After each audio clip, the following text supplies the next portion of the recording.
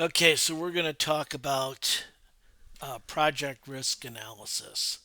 So, financial risk, it's related to the uncertainty about a project's profitability, right? So, all these forecasting that we did in chapter 14, right, they're not known with certainty, right? If you're 100% certain about your cash flow projection and your pro formas, and you should probably play the lottery or go to Vegas and gamble. But in reality, there's uncertainty. I mean, there's uncertainty in going out the door in the morning, right? Um, so the reason this is important for capital projects is because risk is the major thing that drives projects required rate of return and viability, right? The riskier something is, right, the less likely the outcome is certain.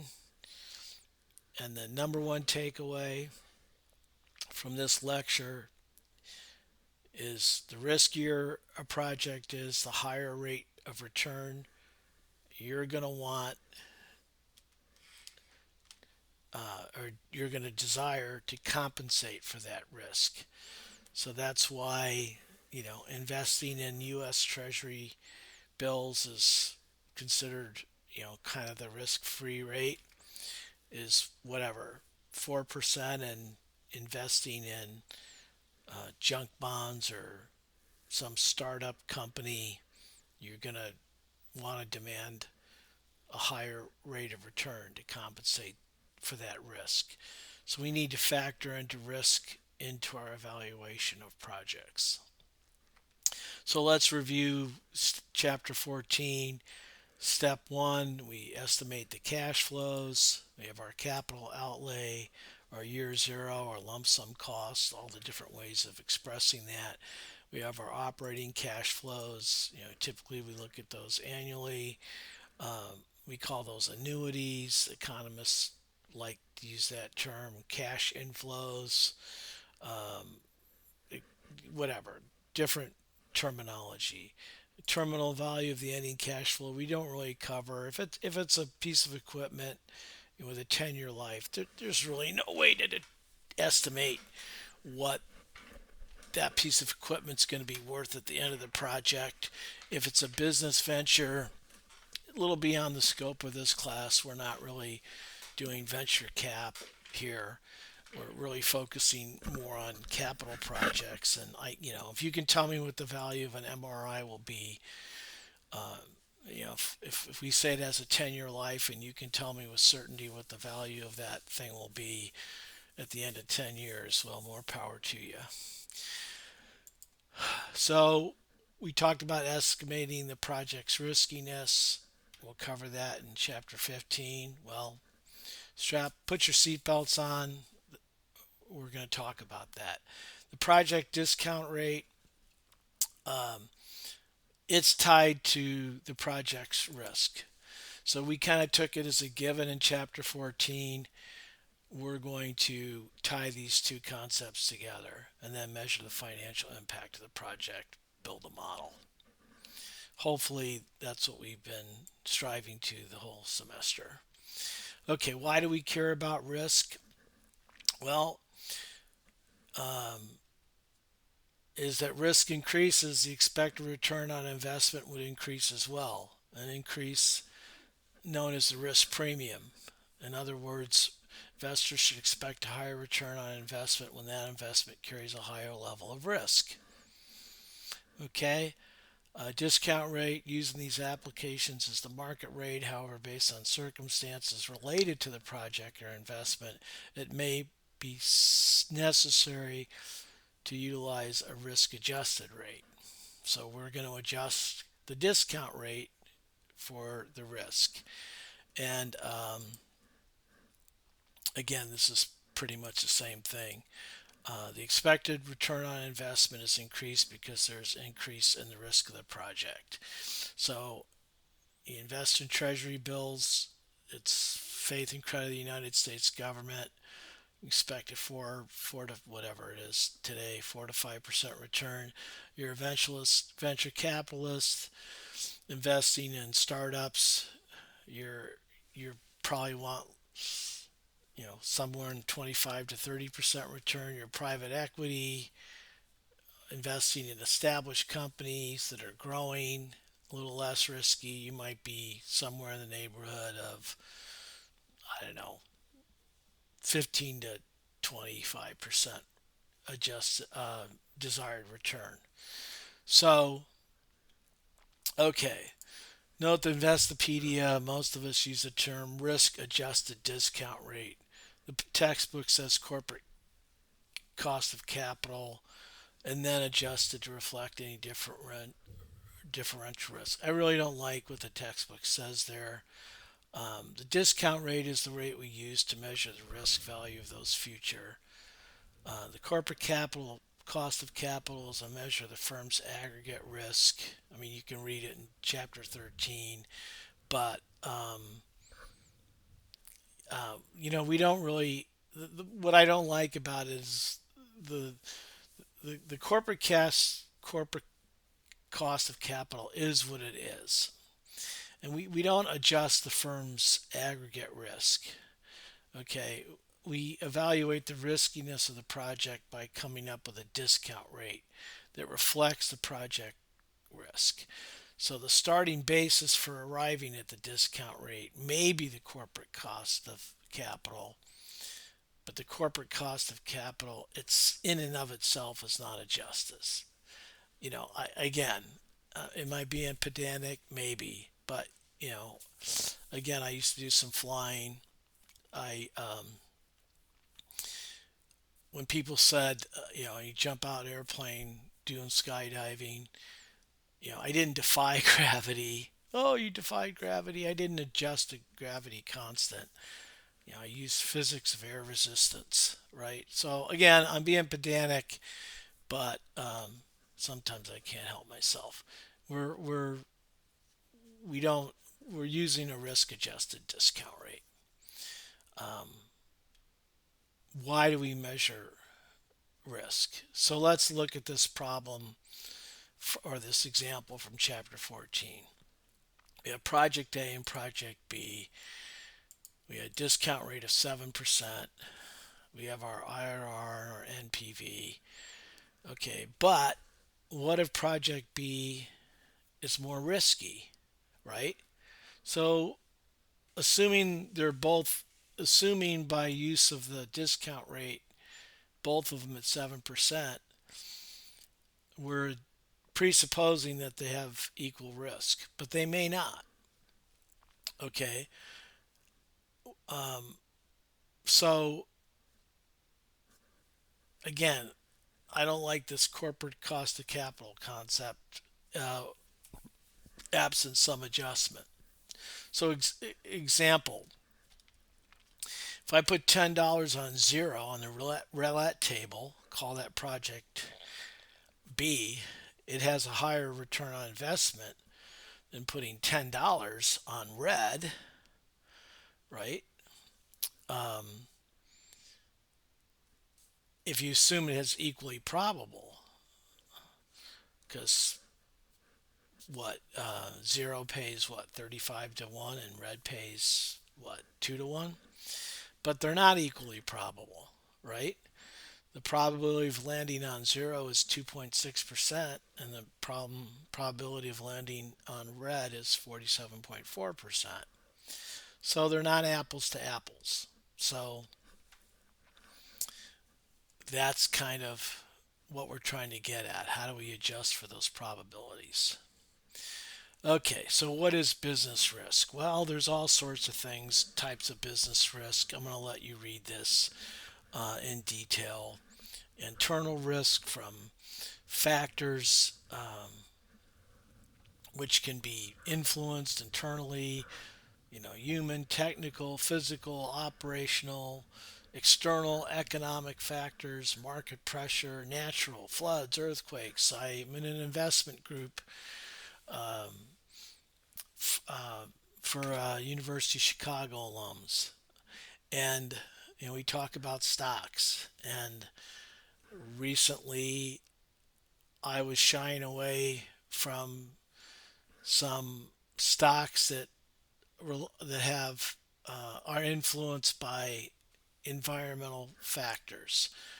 I, I you know I forget what the exact stock was, but it's weather can reduce its business. Climate change can negatively impact its business, and it's had some downturns related to uh, weather related events. So you can't control that. I try to like things that are kind of controllable. So again, political factors. A president gets elected and starts imposing tariffs absent congressional mandates. Another president gets elected and passes a health care bill. So these are all types of risk. So there's kind of classifications. We've got strategic risk. I mean, again, you can read this: business environment, transactions, financial kind of risk associated with the model itself, related to the financial structure, managed care, healthcare. Is it a managed care program? Is it fee for service? Kind of structural related, operational. Your ability to pull it off. Compliance. Again, legal issues, changing laws, other risks, natural disasters. So again, you're not going to get tested on these type of things. You can slice and dice risk, but just to tell you how important it is as a concept, this is just one of 2 pages I wrote in a business for a business plan I wrote. And when you're soliciting funds, you're raising investment capital. And I think this was just an angel investment round. It wasn't venture capitalists. We had 2 pages of list. And we may not be able to attract customers. Other people may do better things. And there's no insurance that our business plan will be realized, et cetera, et cetera. Our assumptions may be proved incorrect, et cetera, et cetera. Oh, this was for a VC. Yeah, it's Care ATC. But I've done these for private rounds too. And basically, some of this is legal CYA. Uh, you, you know, you, you don't. People say, "Oh, I invested in this business, and they told me it was a sure thing, and there was no risk involved." So this is pretty standard part of any business plan is a multi, and then they get longer over time, right? Okay, so risk and the discount rate. Uh, Standalone risk, corporate risk, market risk. That's the textbook. Collectively, these are the weighted average cost of capital concepts, and it's absolutely the most widely discussed and used method of determining the discount rate. Absolute, no question about it. It's a financial industry standard. The problem for purposes of this kind of class, it relies on portfolio analysis concepts, that I've personally really not applied in my capital budgeting. Certainly business valuation. And the problem is, unless you're super trained for it, unless you're a hedge fund manager or portfolio manager, I think you risk losing the forest from the trees. Um, and I actually, there's a lot of regression analysis. Um, when I was in my MBA program, I had Merton Miller. He's a Nobel laureate. He's really kind of the father of the modern portfolio analysis, and I kind of argued with him. I got you know, who argues with a Nobel laureate? I guess me. And I said, none of this your models of risk tell me anything about two hippies in Menlo Park, California, who started Apple Computer, right, in a garage. And so, again, it's certainly, if you're hiring somebody to do it, this is the gold standard. But for my purposes, it's, healthcare is really rapidly changing, dynamic industry, and I tend to just look at things a little bit more simply. And I think, what did I have? Yeah. So in the appendix, I have, if you really want to dig into weighted average cost of capital calculations, you can. This is from an actual project appendix, and you can see that it gets real complicated real fast, right? And we're looking at, you know, beta, and I mean, it's, yeah. So thank you, Professor Kanzler, for not delving into portfolio analysis and weighted average cost of capital. But if you're going to formally do it, some huge project, and yeah, you're probably going to bring someone in.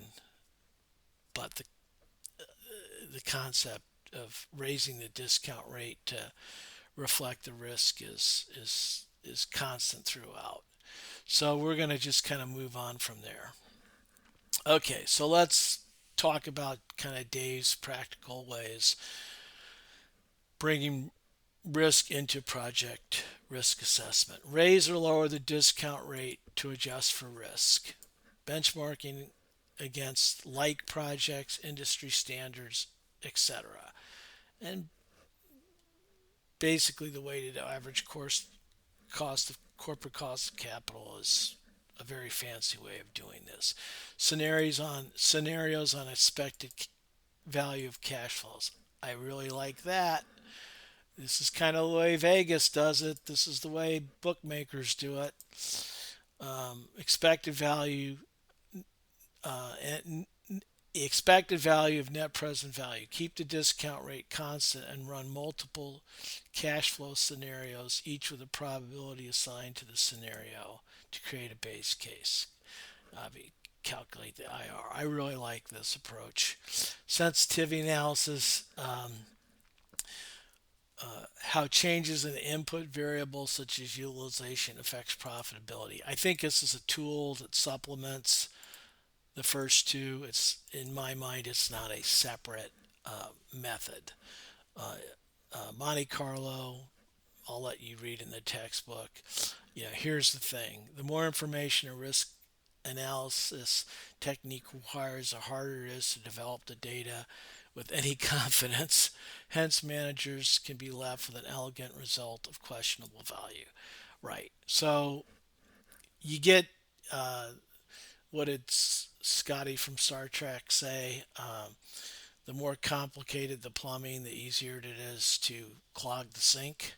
That's kind of this. We're not gonna talk anymore about Monte Carlo analysis. That's for hedge fund managers, guys that have PhDs in mathematics. Okay, so let's do raise and lowering the discount rate, adjust for risk. Again, what does interest rate have to do with risk? The more risk assumed, the more return you will demand as compensation for the risk, right? Interest is a return on investment. It also becomes a measure of risk. So that's why the interest rate is a measure of risk. It's also a return on investment. And because you demand more return on investment to compensate for risk, it then becomes the de facto standard to measure risk. So, okay, so this is from one of my article in my alumni magazine. Treasury risk-free rate is kind of considered U.S. Treasuries, and then high-grade bonds. You want a higher return. As the risk increases, you want a higher return, quality stocks, aggressive stocks, high yield bonds, private equity. So you see that relationship, um, risk and return. So I thought this is kind of a nice graphic from my alumni magazine. Okay. Okay. So this is um, a kind of this is from a surgery center valuation, and you can consider that a project. This is the way they approach it. I really like it. Um, so they started with the risk-free rate at the time, a 20-year U.S. Treasury bond. Um, they did an equity risk premium. That's a you can get that number or the risk equity risk equity return or of the S&P 500 small company premium. They added they got these published numbers, some kind of an industry risk premium. Again, the source is these are financial publishing houses and analysts. Okay, and then here's the kicker. Matter of valuer's judgment, right? So this is a kind of a I like the approach, um, starting with risk-free rate, adding these various premiums, but at the end of the day, matter of valuer's judgment, and I have to emphasize that a lot. So what they determined for this surgery center, determining the discount rate, again raising lower the discount rate, they benchmarked it against some financial data. They punted on matter of valuer's judgment, and they arrived at a discount rate of 19% to discount the cash flows. Okay, I like it.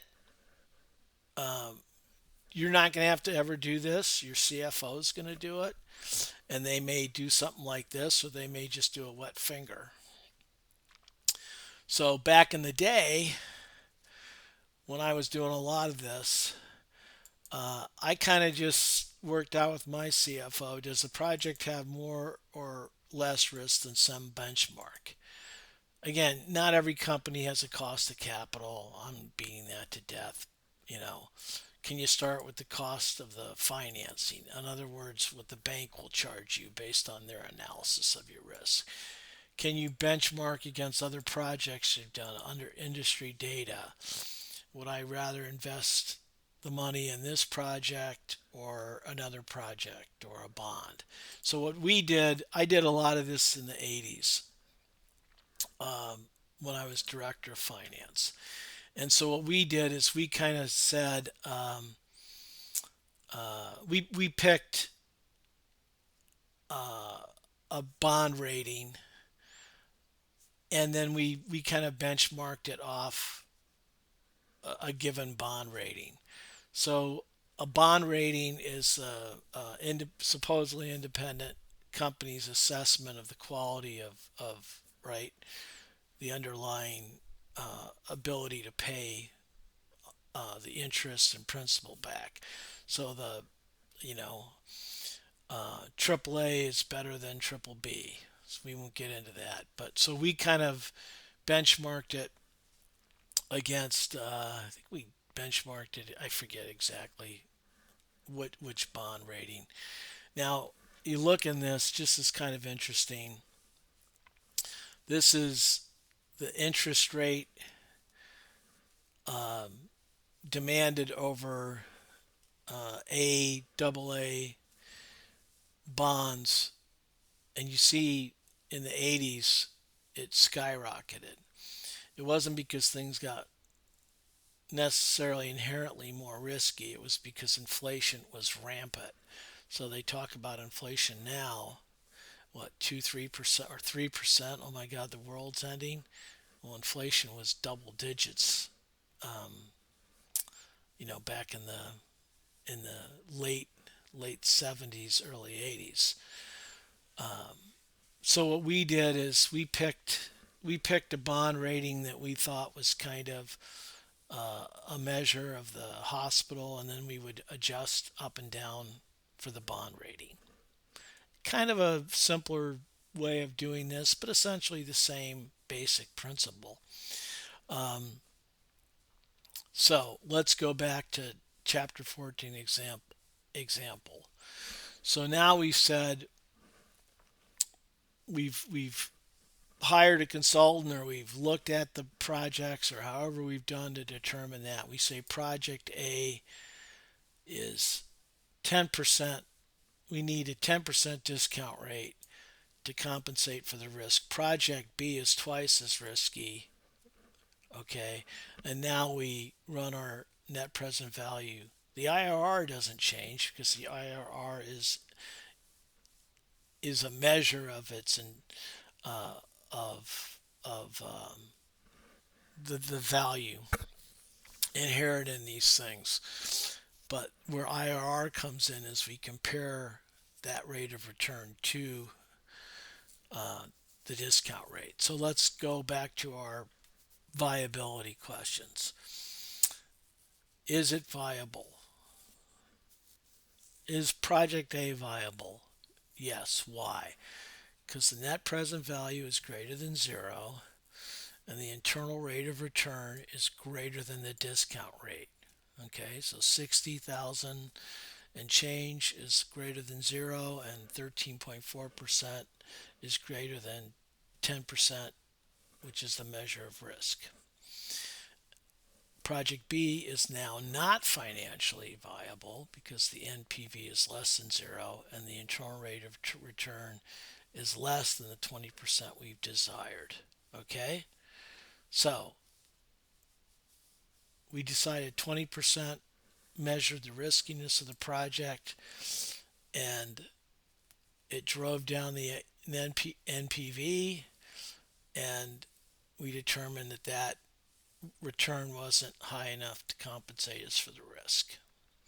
So that is raising and lowering the discount rate to adjust for risk. I'm not going to have you, I'm just going to have you run the models. I'm not going to ask you to assess your level of risk. This is an art. It's just based on experience. I'm not going to have you look into risk-free premiums and run corporate cost of capitals. The most important thing that you have to understand is that we raise or lower the discount rate to adjust for the risk of the project. Okay? Now let's do scenario analysis. I really like scenario analysis, and I can tell you, I came in as the interim CFO of a company on a turnaround, and if they had used scenario analysis to evaluate a major thing that they did, they might still be around, but they didn't. They did not. They did. They took an all. They had two paths, path A and path B, and they went with path B, thinking it was just as risky as path A. And I'll tell you, if they had done a scenario analysis and the probability of A versus B, they probably would have picked a different path. Enough said. So we'll go to Excel. So what do we do here? We have a standard discount rate.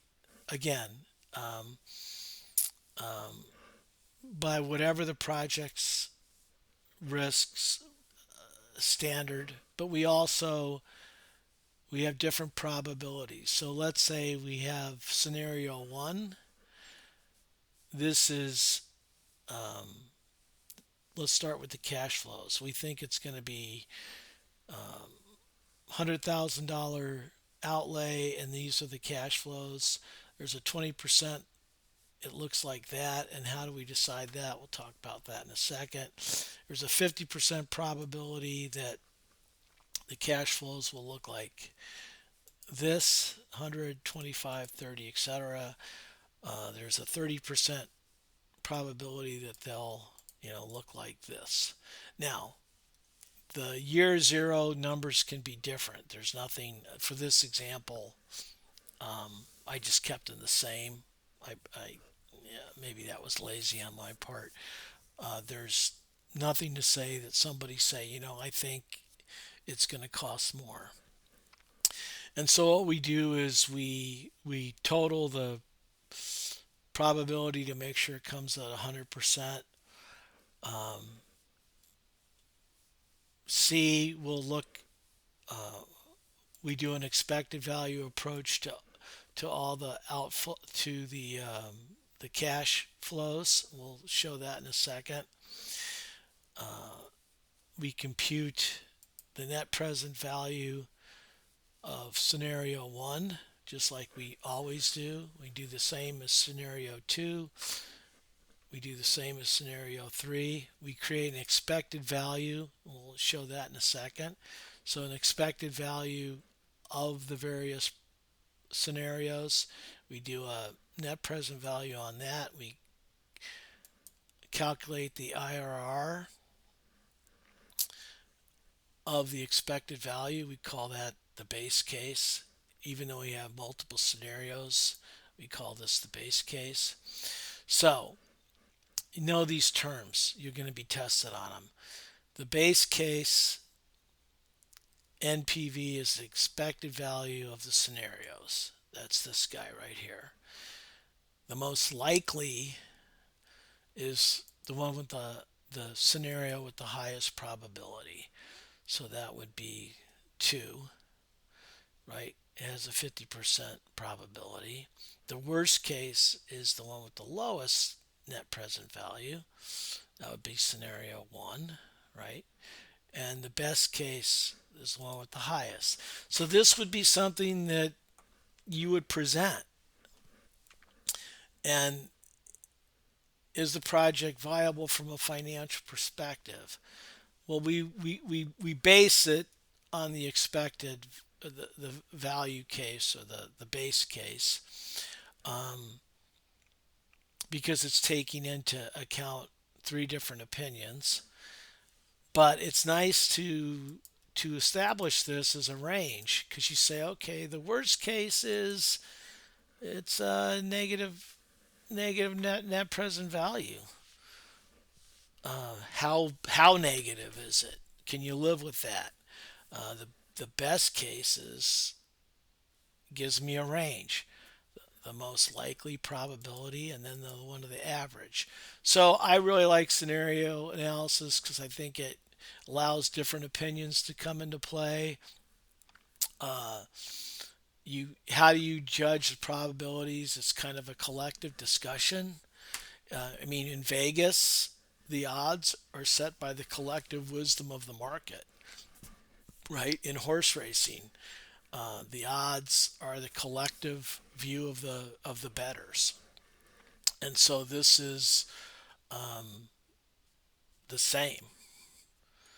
So let's do the formulas. This is really important. So again, the homework, the answer is always in the lecture notes.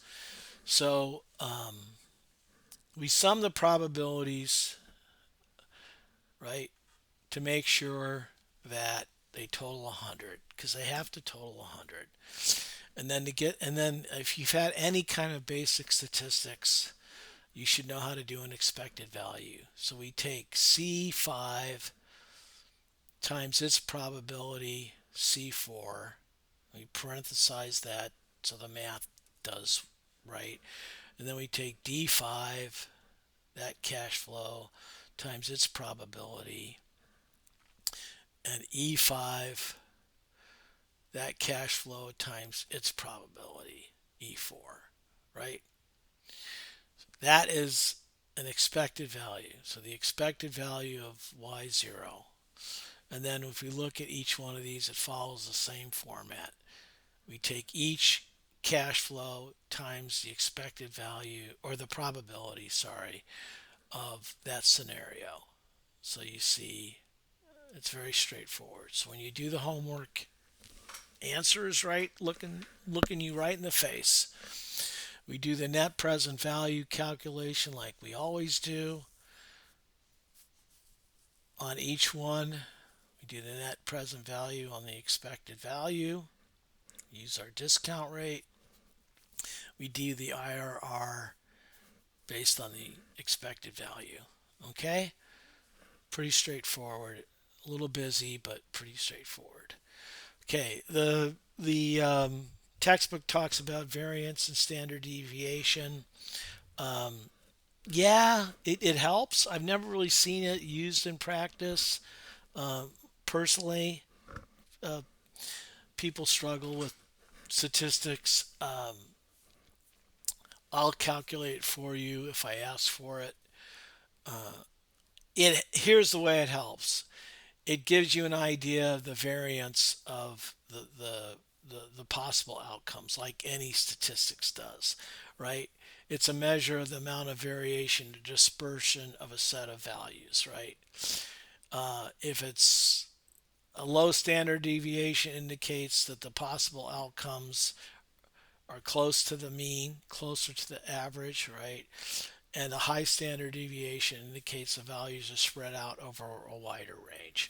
So a low standard deviation, you got a tighter range, maybe a little more confidence in the scenario 1 versus 3 and the type of outcomes. If you got a big standard deviation, it's a wider range, it's a flatter curve, probably, maybe some higher risks involved in that. So I've never really seen it used too much. So it's just you're not going to get tested on it. It's just kind of there to give you some background on it.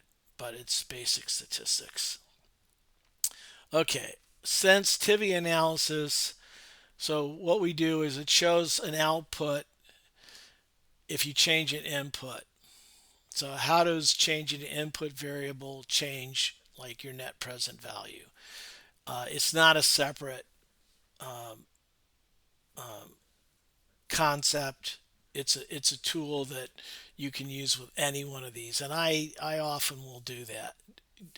Do it, and what it does, it helps you determine what the critical variables are. What's really moving the needle. That's the best way to describe it. Which variables or modeling labor cost or visits or which assumption in your model really moves the needle, and it should be what you should focus on. So every other input variable or assumption, let's just call it assumption, is held at its base case value except being the one being evaluated, and you vary that one by certain percentages. You measure the change in NPV, then you hold other then you hold it the same, you vary other ones, you measure it, and you compare them all. So it identifies the assumptions that are most critical. You can certainly combine it with break even. It's a great tool even in general modeling, even without measuring risk. Yeah, the book, it doesn't consider the amount by which the variable could change. This is textbook. Doesn't consider interaction with other assumptions. Blah blah blah. Provides no qualitative measure of risk. Blah blah blah. Yeah, you know what? It's not. I don't think it's supposed to. It's a tool like any other tool. So I kind of object to. I think the textbooks, the authors are getting a little, I don't know, a little too Dave Kanzler on that. So here's how it might be used. So let's say we we have our assumption, our model, and we're going to vary the volume assumption. So and then we're going to vary labor costs. So at the base case, it's zero. we haven't varied any of the base case numbers, and we get a NPV of 117. Okay, so we run it through, and we vary volume, let's say in 10% increases. So from plus 30%, plus 20, plus 10, minus 10, minus 20, minus 30. And we then measure the net present value. Okay. So volume, that's the blue graph. So we've varied volume by these percentages, and we've measured um, net present value. Then we've set volume back to our base case assumption, and then we vary labor costs by 10%. So we change labor costs, and we graph the labor costs, okay, separately.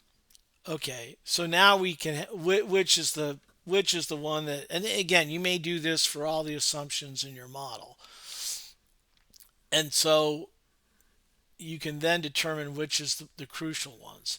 So steeper curves, and you're going to get tested on this. Steeper curves and lines indicate greater risk, right? As smaller changes from the base case result in larger changes in net present value. So changes in volume cause relatively greater changes in net present value. Ergo, the volume assumption of the project is more inherent risk in that assumption than there is in the labor cost component, right? So you can see that the volume is kind of a steeper. 10% change has a bigger effect on net present value. Um, if volume goes down 10%, right, we lose what, $40 there? Is that right? Um, if labor goes up 10%, it only has like a $10 effect. Um, so again, it's not a separate risk measurement tool, in my opinion. It's a tool to have you focus on what you really need to get right in your model. Okay, if supply cost, if you do this for supply costs, and it's a pretty flat um, curve or line, I'm not going to spend a lot of time on it. But if volume has a pretty steep, sense, the model is very sensitive to volume. I'm going to spend a lot of time making sure I get that volume number right. So again, it's a tool that you can use. You can use it with regular old pro forma break even, and I've used it quite a bit just to when I'm presenting some kind of a project, um, and it's usually it's volume, right? Um, Especially surgery center world. Uh, Docs, this is the key assumption. Okay, so again, um, let's go back to Cleverly because I love Cleverly. I think he's so practical. He's had a huge influence on me um, because he's been there and done that. PhD educator, but gets it.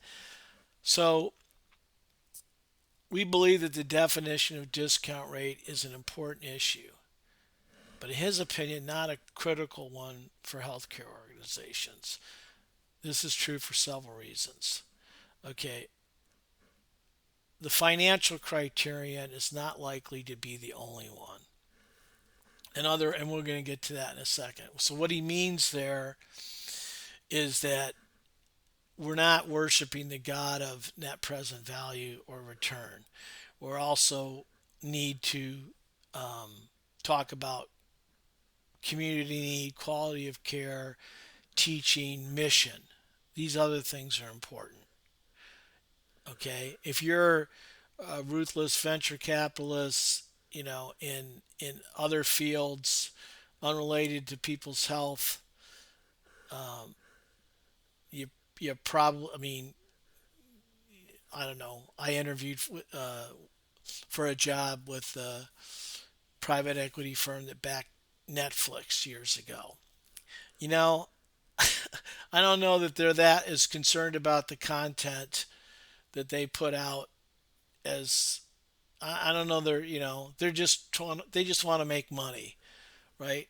They'll whatever, a movie studio, they'll do Fast and Furious from, you know 100 as long as it makes money. They'll John Wick will shoot up 100 people a movie from now till, version 20 if people are still buying it. In healthcare, we do need to think about quality of care, mission, etc. So that's what he's trying to say here. Second, a change in the relative ranking of projects is more likely to result from an accurate forecast of cash flows than it is from alternative discount rate. Efforts to improve forecasting would appear to be much more important than esoteric discussions about the relevancy of cost of capital alternatives. This has been a major driver of my philosophy in teaching this class. This I brought this up in the very first class. This is why I'm so harping that you do good models, right? That you don't embed assumptions, that you use good modeling technique, okay? Accurate forecast of cash flows, no model errors, right? Okay. With my private equity and business venture background, a bit more attuned to measuring risk, but Cleverly is correct for most healthcare organizations. And I absolutely agree that all things being equal, accurate forecasting and cash flows is more important than arguing if the discount rate's 12% or 14%. Again, this is why I've been so pushing. You can be off with a spreadsheet error in a much more high degree than, you know 13 versus 14% on the discount rate. Okay, capital project evaluation. Let's go back to Cleverly. In the case of healthcare organizations, financial criterion is not the only one. Others. Okay, absolutely true for healthcare. So I did a project for Michael Reese, a planned here. We did a Planned Parenthood clinic. We had money. This is 100 years ago. It's a hospital that's no longer here.